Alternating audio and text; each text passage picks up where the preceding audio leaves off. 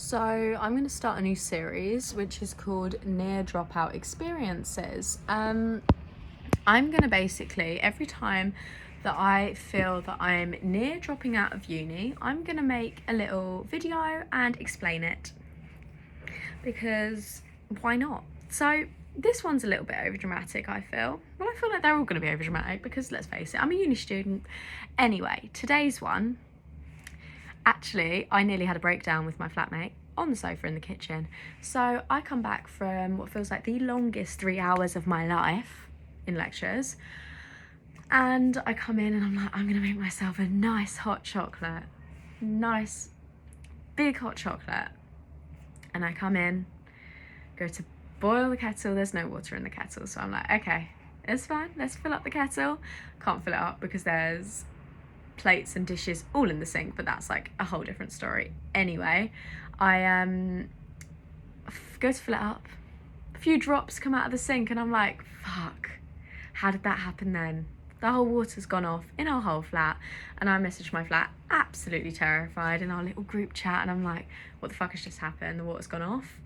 And one of them's like, oh my god, I can't have a bloody shower. And the other one's like, it's okay, Robin, relax, like, it's just been switched off for a couple of hours for a flood. I'm like, okay, uni's flooded, great, is that something to worry about? Apparently not. And then my flatmate, who I was actually in there with while I discovered that, I was like, what are we actually gonna do? Like, I can't have dinner, all I eat is pasta, all I eat is pot noodles, how am I gonna make dinner? And I'm like, oh my god, what do I do? And I'm like, it's okay, I've got soup in the freezer, I've got soup in the fridge, I can do it. I'm like, how do I survive off no water? And I'm like, it's fine, I've got Coke, I can drink Coke all day, that's absolutely fine.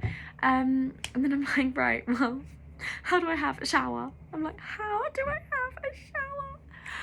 I don't even know how to describe this to you, like, okay, 6-day-old hair, and I hadn't had a shower in 2 days, like even a body wash, because I just hadn't, you know, it's just that kind of day. And I was just like, no, okay, so I was like, I'm gonna have a shower tonight.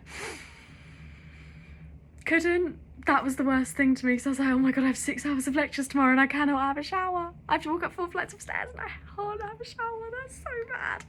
But anyway, I sorted it out. I had soup in the fridge. I was like, that's my dinner. I just won't have a shower tonight. I'll just wear my hair up tomorrow and I'll just put on extra deodorant. You know, I was like, it's sorted, it's fine.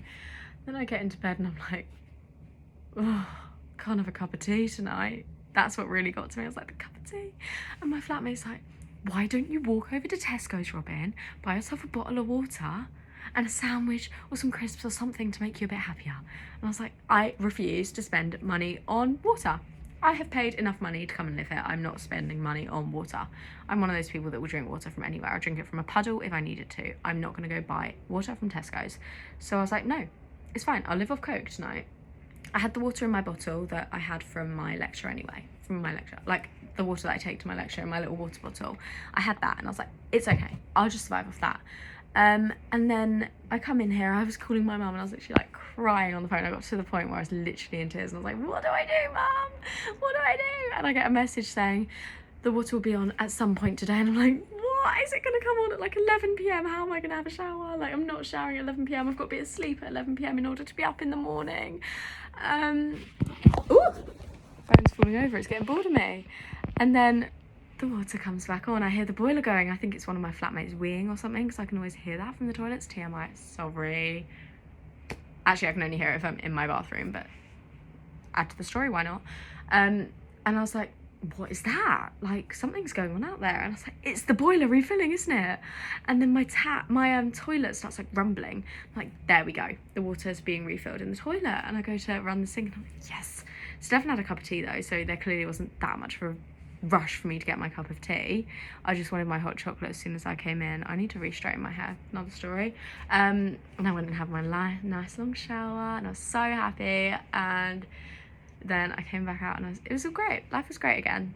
But you know what? Since that water thing happened, I haven't even been in the kitchen. I haven't even refilled this. I haven't even refilled that.